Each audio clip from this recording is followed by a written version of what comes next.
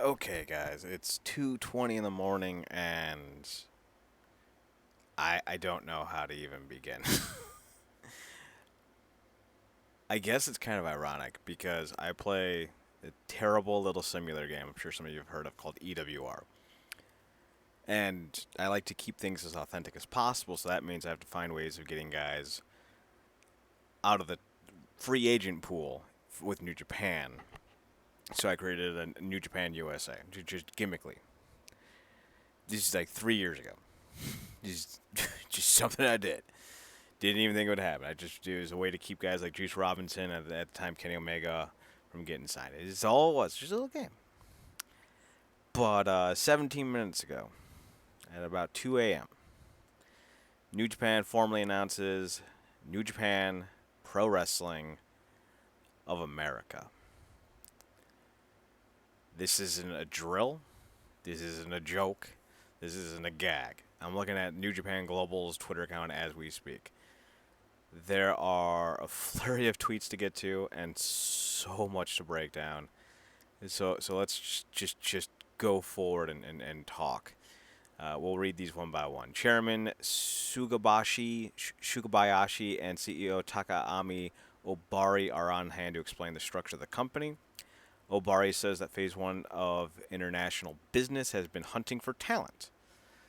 That would be a reason why you're seeing so many gaijin getting recruited, promoted, and developed, and why they have a U.S. title. Makes sense. Phase 2 has been running events in the U.S. and other countries and markets. Now they are entering Phase 3. This would explain the partnership with Ring of Honor.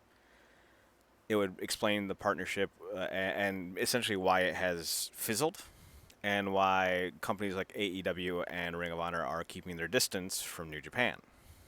Makes sense. Phase 3 is to establish a subsidiary in the U.S. to be fully established in the market and engaging with fans. Obari goes on to say, there is plenty still to be undertaken when it comes to furthering the brand in the U.S. Fans, though, have a very close association to talent and core concepts of strong style as evidenced by market research in Dallas. Obari also continues to say live events will be an important basis of New Japan of America. It is important that fans get close to our wrestlers and see our wrestling close up.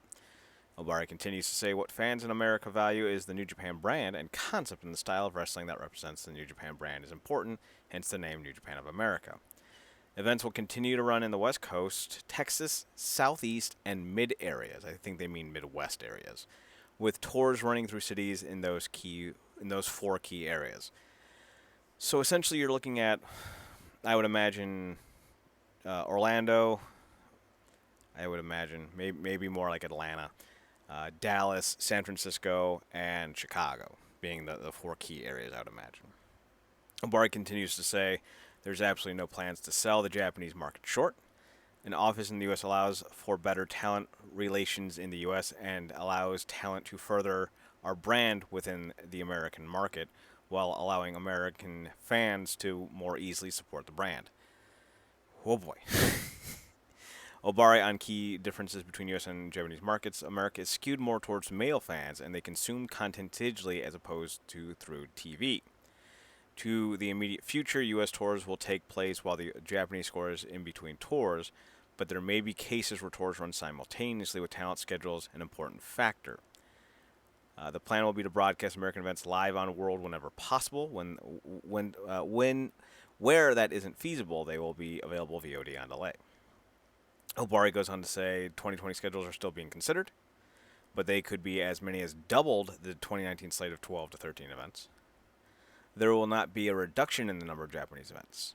We have worked well with Access TV and will continue to do so in the foreseeable future. Other partnerships may be something we discuss and consider as we move forward. So it looks like, at least at the moment, they're going to keep that sweet Access TV going. I'll refresh for the next few minutes until I'm done jibber-jabbing.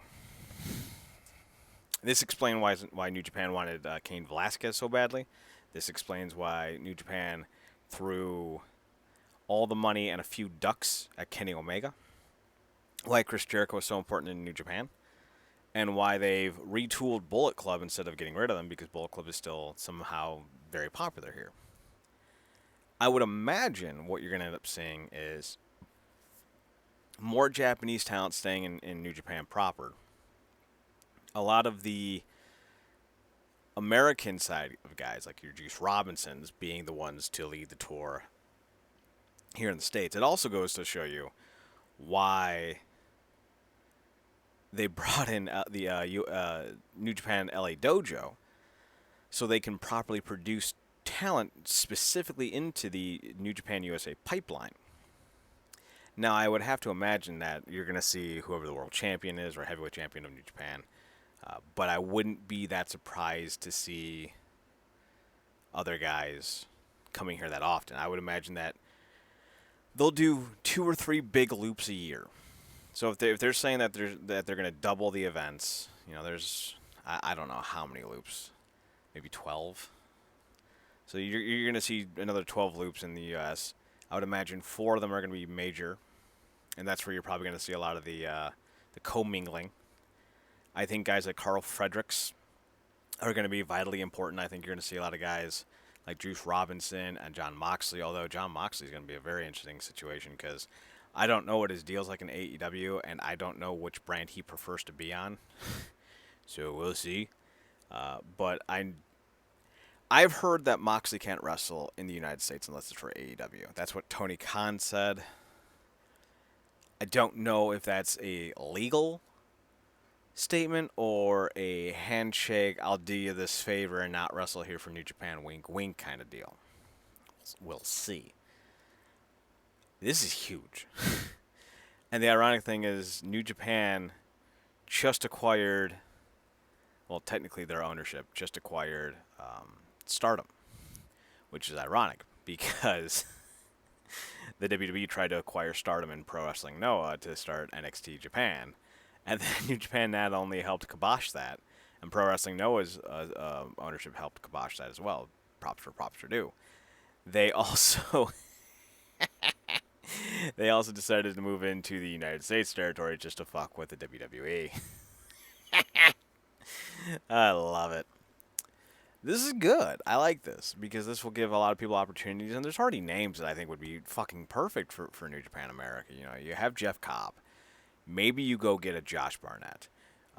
There's so many good guys in MLW that just come off the top of my head, like Dominic Arini would be perfect in New Japan. I can't wait to see this. I love Impact, but I haven't exactly been the biggest of fans with a lot of their decision-makings with their intergender bullshit, with the signing of AC Romero, who nearly killed Sawyer Fulton a few months back at an Impact show, with signing Joey Ryan, who likes to taunt children with sexual objects. Not happy. I like that the brand exists, but I definitely could be swayed to have a new number one. I still love Impact. I don't see that changing anytime soon, but I mean, who knows? But if New Japan America becomes a thing, and they're able, I appreciate the idea of putting them on New Japan World. I appreciate that, but it makes more sense to try to get them on Access TV. I mean, that just makes sense to me, but what do I know? I really want to see how this turns out, and I really want to see who's going to be leading it. I've heard Liger and Tiger Hattori are going to be the ones heading it up, but that was just something I read on Twitter from someone who said it, and I don't necessarily trust them, but I don't actually have a reason not to. So maybe it's true, maybe it's not. I would imagine Shibata will have a big hand in this. So it's going to be interesting. Like the picture says, I for one welcome our New Japan overlords. If New Japan America has the same talent level, the same energy, the same dedication, and the same desire put into it that New Japan proper has, how can you hate this idea? Especially if it means more New Japan. Like, you mean I don't need to go weeks without watching it? That'd be fantastic. Yes, please. Especially if I don't need to get up at 4 in the morning or stay up from 2 in the morning to 7 in the morning to watch these fucking shows. Like, that'd be even better. And this might be what Harold Maj is going to be doing. He might be handling the U.S. side of things. Who knows? I don't know. That they didn't say anything about it on these New Japan Global tweets. Have been refreshing. I still see nothing. I can't wait to see how this turns out. Especially if this means that they, and I know a lot of people are going to be like, to this next statement, but I think New Japan's roster is so deep, especially with the inclusion of the young lions from America, you could feasibly have U.S. tag titles in this U.S. circuit as well. And I know a lot of people are like, well, they already have New Japan heavyweight titles. They already have New Japan junior heavyweight titles. Now they have the six-man tags. They also have the Never Openweight. They have the U.S. title. They have the Intercontinental. They have the heavyweight. Now you're going to be doing, more new titles. I'm fine with it. I don't know why you're not. This is a company that I think could be truly what the United States scene needs. And if it means we get more guys like Josh Barnett, and if Jeff Cobb leaves Ring of Honor and signs with New Japan properly, and they go get maybe they're like, hey, Luke Rockhold, you want to come wrestle in the New Japan? What about Chris Weidman? We know you can't take a fucking punch anymore. Come on over. Maybe they start recruiting guys like Filthy Tom when his deal's up with MLW. I know that's a lot of Inokiism, but they're also the type of wrestlers that I think, or fighters, that would really blend in well with what New Japan's going for. And considering how sports-like they are, and that's what I'm looking for, is sports-like in demonstration, I'm all for it. So, I'm excited. I feel like Kel. I'm a dude. You're a dude. We're all dudes. I forgot no, I'm a dude. He's a dude. She's a dude. We're all dudes. There it is. Let me know down below if you are excited about a New Japan of America, if you would watch New Japan of America, be it through television or streaming, if you think that this should even happen. Let me know what you think might be some of the negatives, and I know what one is already going to be off the top of my head. The overconsumption of wrestling and the flooding of the marketplace. Let's ignore that for now, because let's be honest, I feel like wrestling fandoms are going to splinter pretty hardcore in 2020. I feel like AEW fans and WWE fans will not be co-watching anymore, especially with how bad WWE's been and how I feel about AEW at the moment. Like, NWA will have their own fans, Impact will have their own fans, and I don't think they're going to be pulling from a singular base. I do believe a lot of new wrestling fans will be created between the next 6 months. So I don't feel like overpopulation is going to be a thing. Like, I don't watch Raw, and I'm probably going to only watch SmackDown, mostly because I don't have cable in my office, and I like to work late on Fridays heading into our podcasts with the Ohio guys. So, like, I'll just put it on, and, for the last few weeks, I would put it on before Impact. And it was kind of a nice little doubleheader. But with... Actually, I think I'll probably still keep watching SmackDown. There's no real reason not to. But I'm not going to enjoy it. I just like wrestling. And I don't need to concentrate on it because I don't cover it. But I think the marketplace can bear New Japan because they've already been doing tours in America. It's not like it's a new idea. They've been doing it for 6 years, be it through Ring of Honor or themselves. So now you're just going to have a few more a year that are going to be solely dedicated with a centralized office for U.S. tours and U.S. talent specifically. This is just the next step, and I'm fine with that. And I'm fine with that because, I already know. You don't like the NXT going around the world, but you're fine with New Japan. Racist. I don't know about racist. I'm fine with Impact having 20 different iterations of itself. I'm fine with MLW having 20 different iterations. I'd be fine with CMLL America and AAA France. I don't give a fuck. The issue isn't global expansion and cultivating marketplaces overseas, potentially harming them. The problem is the WWE doing it because when the WWE does it, they don't seek to enrich the area. They seek to kill competition. When you kill the competition, what ends up happening is fans disappear. What New Japan's trying to do, at least I hope, and considering they've never actually tried to kill a promotion that I'm aware of, I mean, I could be wrong. My knowledge of New Japan is, I would say, at best C plus B minus level. New Japan hasn't tried to kill All Japan. New Japan hasn't tried to kill Noah. They're trying to bring Stardom to a whole new crowd. They're trying to improve talent and fan relations. WWE does not do that. They killed the territories in the 80s. They destroyed the only viable money-making promotions in the early 2000s. They kept companies down for a lot of years, and now they're trying to do it all over again with the streaming wars and NXTs. And there's a lot of despicable behavior that I see being done business-wise with the WWE that I don't see with New Japan. So I don't have the same trepidation or the same fear. So let's ignore that conversation, and let's just focus on what do you think besides the oversaturation, because I don't think that's necessarily a problem.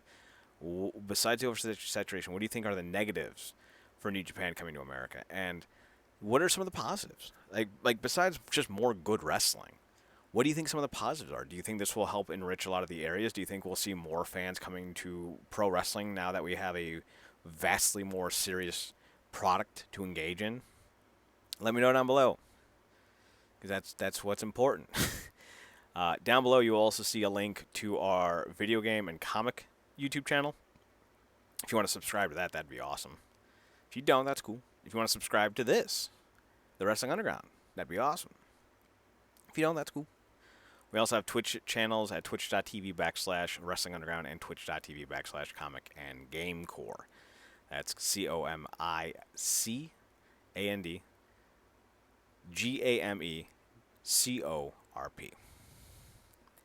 You can also find us on Podbean at realnerdcorp.podbean.com or on iTunes by searching Nerdcorp. You can also download the Podbean app to your mobile device and search us on the mobile device at Real Nerdcorp. Yeah, that's all I got. I mean, mostly. We're mostly done now. Mostly. We also have t-shirts, if you want to buy a t-shirt. I would appreciate it if you buy a t-shirt, because it would help keep us funded. And you can do so. Oh, hang on. I have to get the Capacho right, because apparently I am impatient. You can go to our t-shirt store. Right here at teespring.com/stores/Nerdcorp. We only have 2 up. I'm going to put some more up in November, because I have to take this one down in November. But you can go to teespring.com/stores/Nerdcorp right now. Buy some shirts. Help fund our little website and our little podcasts for another year. We also have a Patreon if you want to just go that route. But yeah, I'm super excited for this. This is great wrestling. And I am vastly excited about this. That's why I did a video at 2:30 in the morning. By the by, Kid Ref just tweeted at me. He's a cheeky kid. I like this young man. I think he's like 23. But the running gag is he's 14. It's funny. Get on board.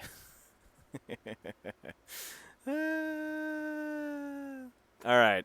So yeah, let me know what you guys think about New Japan. And yeah, follow us on the website at realnerdcorp.com. RealNerdcorp. I've been Chad Porta. This has been another edition of the Wrestling Underground Podcast Quickie. Thanks for tuning in. Thanks for giving us a chance. And remember, as always, to watch more wrestling.